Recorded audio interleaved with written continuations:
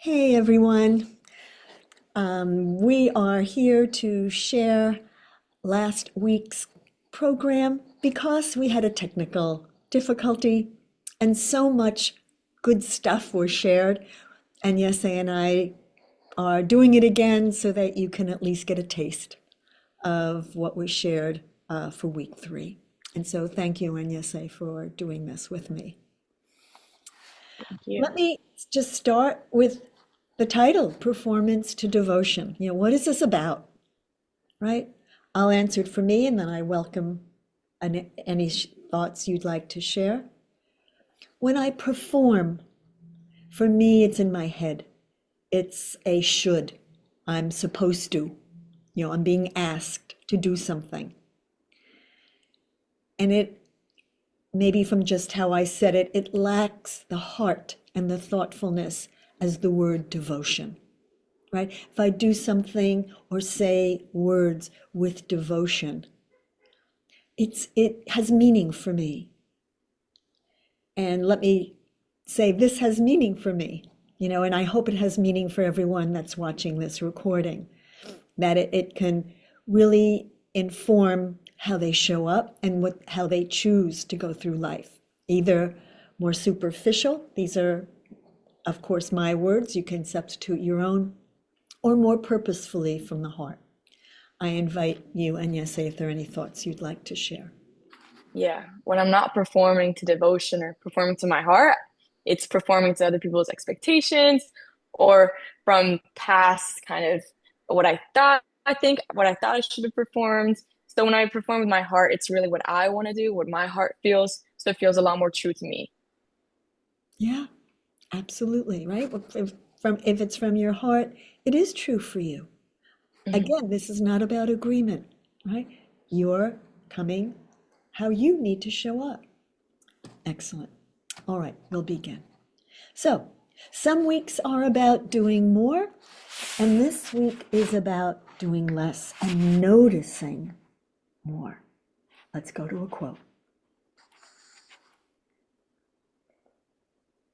Here's a chance to slow down, and I'm going to let you finish the quote.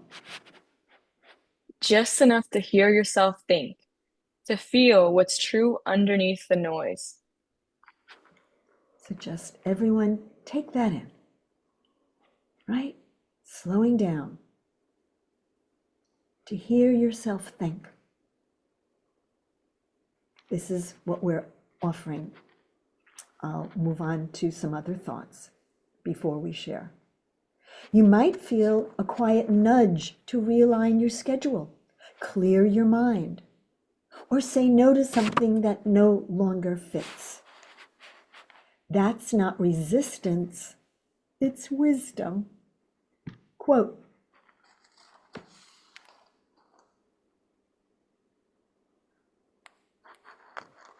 You're being guided to pause, reflect, and reconnect with what matters most. And what does this make you feel, Michele? meaning, right? If I'm Mhm. being guided to pause, reflect, and reconnect to what matters most, this gives my life meaning. Without it, it doesn't have it.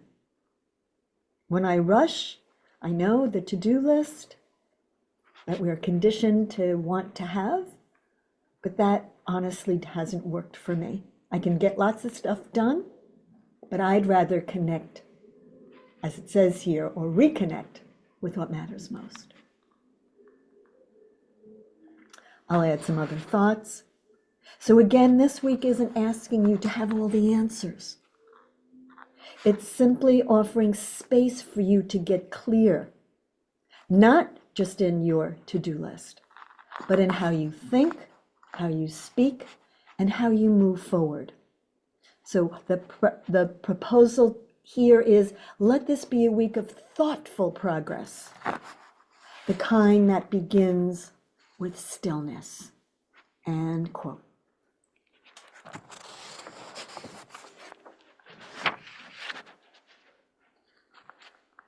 Lasting change doesn't come from pushing harder. It comes from choosing differently. And this really speaks to me, at least. I don't know about you, Michele, but I'm always like, oh, for me to show that I'm a hard worker, to show that I'm doing something right. I just have to keep going, keep going, keep going. But that doesn't really mean anything if what I'm doing maybe doesn't align with myself, or if I'm just giving my brain to it, if I'm just giving my hard work, but I'm not giving it to my heart, then it doesn't really have a connection to me. So I'm not really giving it my all per se. So to be clear, I think what we're saying here is not that you're Mhm. not working hard or committed or being diligent or being responsible. That's not it, right? Mhm. We're just saying only pushing harder is not the answer.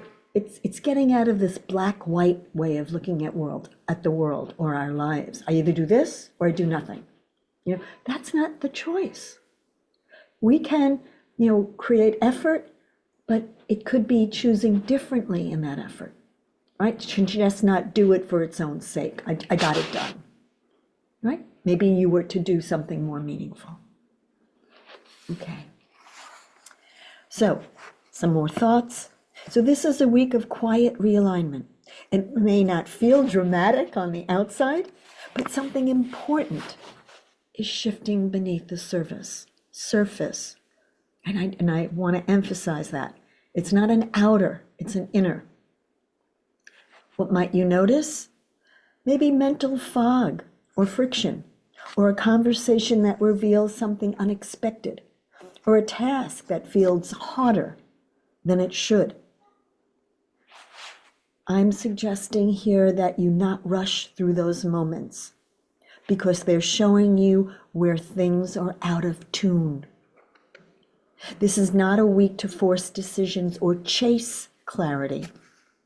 It's a week to refine your thoughts, to reconnect with the truth beneath your busyness, and to choose progress that actually supports your well being. And yes, I had another quote.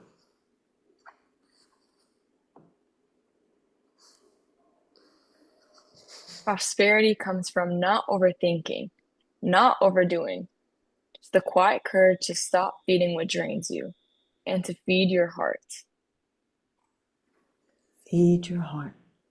So, in this moment, we'll just ask all of you watching this, what feeds your heart? There's no right or wrong answer to that.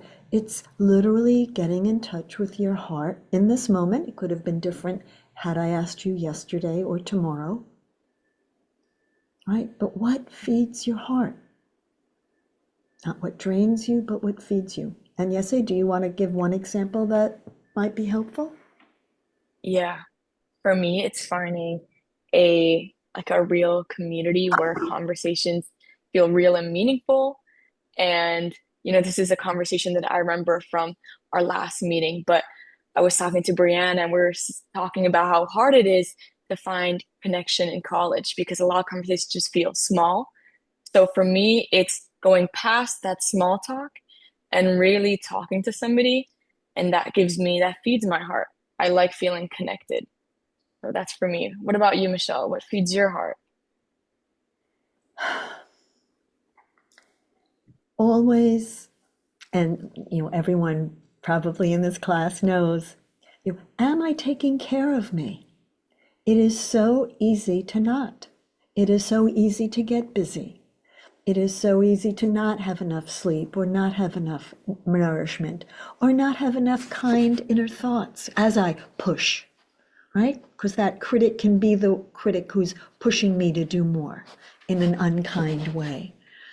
And I, in my life at this time, so clearly know that when I'm not adequately loving me, really, and that's my responsibility, quite frankly. I know our society suggests others are to love us and make us feel loved, right? And we wait for that, whether it be partners or family or friends, right?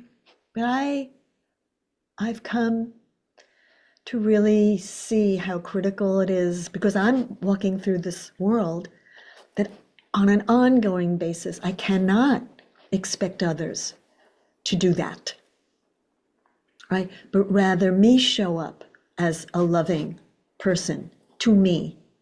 And then that really feeds my heart because I can show up that way. When I'm on empty, when I'm not showing up that way for me, it's like a car without gas, right?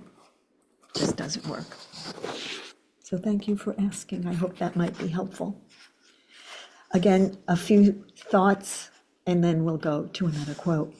So one of the greatest challenges we collectively face, both personally and in our work, is the internal pressure to perform.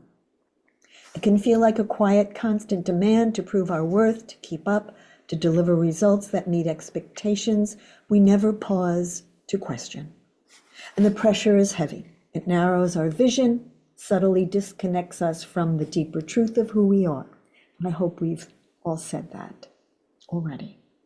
But the moment we stop gripping so tightly, the moment we soften that need to do more, we begin to feel something else stirring.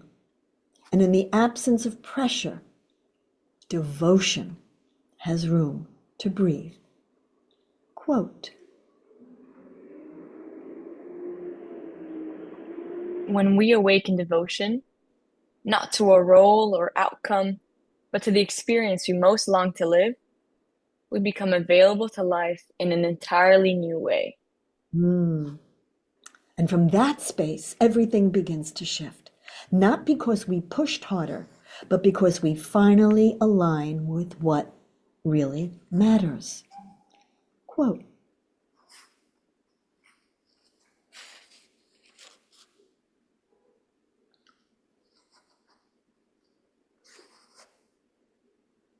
This week invites you to return to what's yours, not from pressure, but from presence.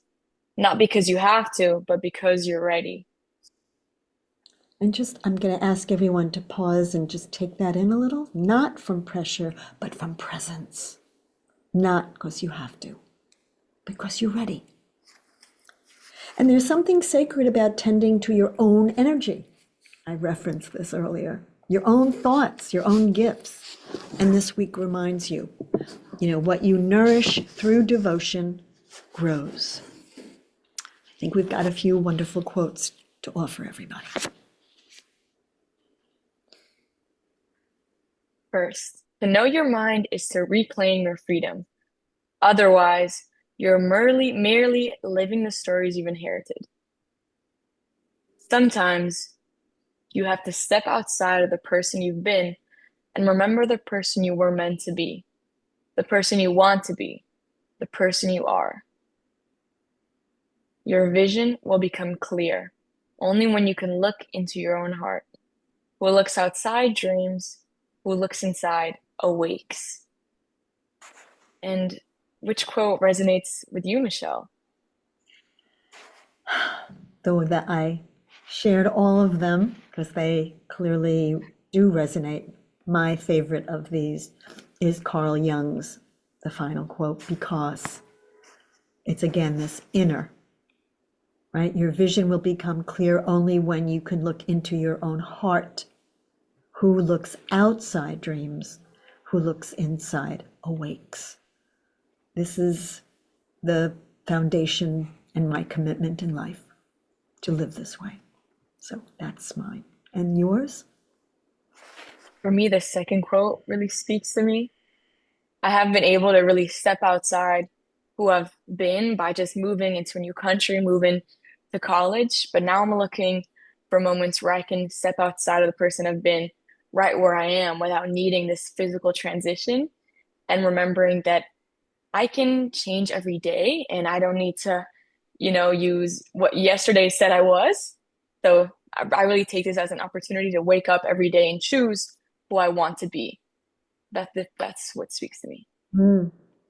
And thank you for saying it that way. I hope it's a reminder for all of us, right? We choose every day, every moment. We really do. And the more we practice, we get to see how much of a creator we are, right? We don't need to be on automatic, but as we know, it takes practice. Okay. So I think we're going to just briefly mention something about our homework, which is about our core values. So let's go to the next slide.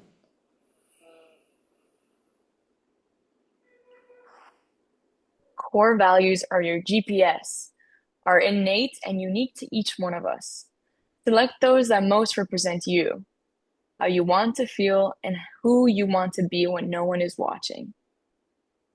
Craft your own unique definition, your personal value, and in terms of your responsibility to building a better world. Okay, so thank you. So this is your homework, everyone. You have under this week 3, right, where your core values, there'll be 100 listed. And from there, you will be circling those which resonate with you. You'll then reduce them to just 10, right? And then from there, you'll reduce the number, you'll select the most relevant and resonating to 5. And not only will you then be selecting 5, but you'll be defining them yourself. Even though you've selected those words, we're asking you to craft your own definition, right? A word has a denotation in a dictionary, but a word has a connotation to you, your subjective definition of it. Okay, so I think everyone knows how to get there. At least everyone I've been meeting with has a familiarity with our platform. So I think we can move on. I also, yeah, I think that's good. So quote, I think, is coming up next. Just the homework. Yeah. I release the noise and return to what matters. I trust the quiet shifts that carry me forward. So this form, again, you will see on the platform as homework for week 3, where you now identify the 5 values and the definition and take as much space as you need. All right.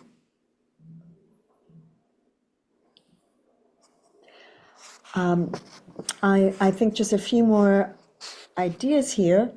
We're now formulating, right, our devotion to your vision, to your values, to the version of you who knows how to show up. And I'm going to add this and emphasize these words, even when it's not convenient. I know we talk about our comfort zone. And we also know that to step out of our comfort zone, we grow. That's the only place we do.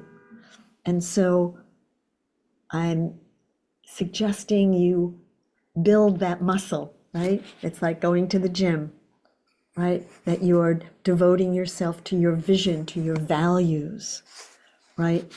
To the version of you who knows how to show up again, even when it's not convenient.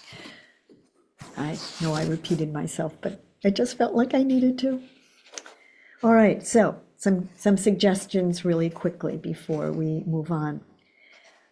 So step back from mental habits that keep you in a loop. Explore new ideas without needing immediate answers. You know how that feels. We always need to have an immediate answer. And oh goodness, if you give yourself the space to not have an answer and just stay quietly in the unknowing. That's uncomfortable. There we go. There's the not convenient. But I promise you, it has benefits beyond the words I could articulate. Try a different approach to something that's felt stuck, and let go of rigid plans in favor of meaningful progress. And let your thoughts support your energy, not scatter it. It's the kind of change that asks, where have I outgrown my routine? Where have I been repeating something that no longer feels true? And this is a time to remember your core values. I think we have some quote coming up. I think that's the long poem. There's nothing after this. Okay, thank you. So then, if I can just share a few more thoughts then. The meaning you give each value is shaping everything. Not just your choices, but your energy, your relationships, and the way you receive the world around you. So this is really an exercise I ask you to do thoughtfully and slowly. All right? You're feeding your focus not with blame or shame, but with care, curiosity, and love. Right? You don't have to control your mind. You have to, I'm offering you to care for your mind. You don't have to suppress your feelings. You just have to open your heart. So the core values worksheet allows you to do that. Okay? I think that is about all I have to share there. And what's one core value for you that really guides you in your day to day, or maybe what's guiding you today? What core value? It popped into my head right now, so I'll say authenticity. I'm literally in this moment showing up as authentically as I possibly can. Right? I'm not looking for you all to agree with me, right? I'm just sharing to the best of my ability who I am. And for me and Yese, there's nothing more for me to do. There is nothing more for me to do. So I will choose the word authenticity. Can you share yours? Yeah, I think not just for today, but my usual core value that guides me is joy. I've done this exercise and joy always comes up in the top one. And for me, it's really looking at what I'm doing every day and seeing, am I doing it just because I want the positive feedback. I want people to say, yes, you're doing a good thing. Or is it actually because it's bringing me joy? And yes, it's connected to my heart, but everyone loves to be happy. And if I'm feeling happy when doing something then I know that it's connecting to my heart. So I'm looking at my actions every day and seeing if they do bring me joy. That's for me. Thank you. That's beautiful. All right then, I will leave everyone to do their homework at their own pace, and I think we have the poem to share, which we can. Oops. I think. Oh, it was not. Ah, yes, it was not in this It's slide. on another page. Thank you. All right. This, everyone, this is in week 3, and you have the ability to read that yourself. And then you'll say, why don't we go, like, you'll do a page, and then I'll do a page, and we'll Okay. alternate. All right. So I'll start just with the title, and then I'll let you Oh, continue. sorry. Oops. Okay, My great. brain and heart divorced. My brain and heart divorced a decade ago over who was to blame about how big of a mess I have become. Eventually, they couldn't be in the same room with each other. Now my head and heart share custody of me. I stay with my brain during the week, and my heart gets me on the weekends. They never speak to one another.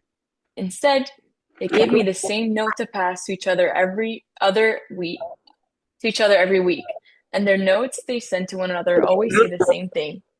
This is all your fault.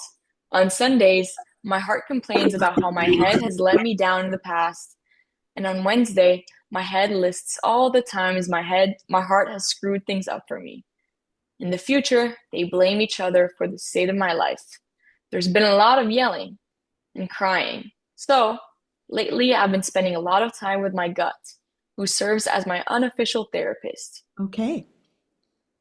Most nights I sneak out of the window in my rib cage and slide down my spine and collapse on my gut's plush leather chair that's always open for me.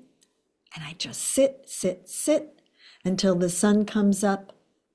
Last evening, my gut asked me if I was having a hard time being caught between my heart and my head. I nodded. I said I didn't know if I could live with either of them anymore.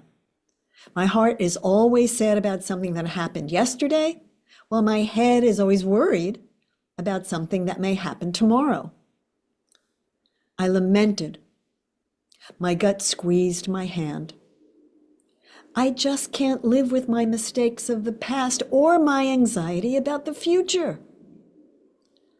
I sighed, and my gut smiled and said, In that case, you should go stay with your lungs for a while. And yes,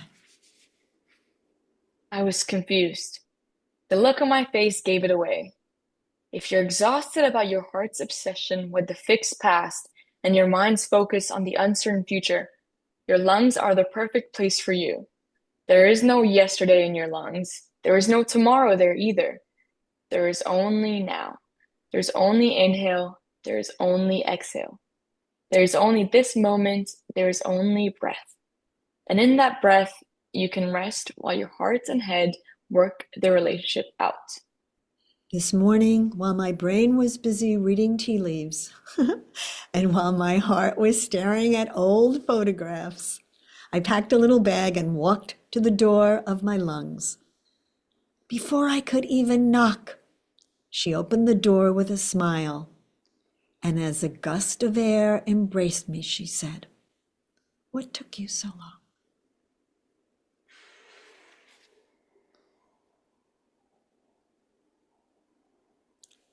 So again, I hope, yeah, right, everyone can find this again on week 3.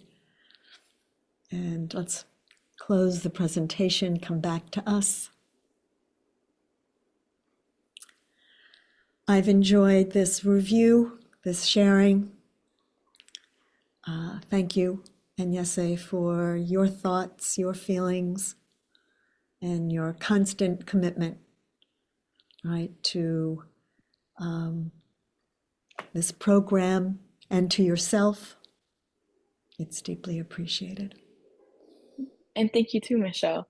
Even hearing some of these thoughts last Friday, hearing them again this Friday has led me to have different answers. So thank you for always giving me the opportunity to keep evolving with with learning as well. So thank you. Yeah, let me emphasize review. We cannot absorb all of this the first time. These are not just like 1 + 1 = 2. Got it, right? So I would encourage people to review it, and if you're inclined, to do it again. All right. So with that, thank you so much, and see you soon at our next class.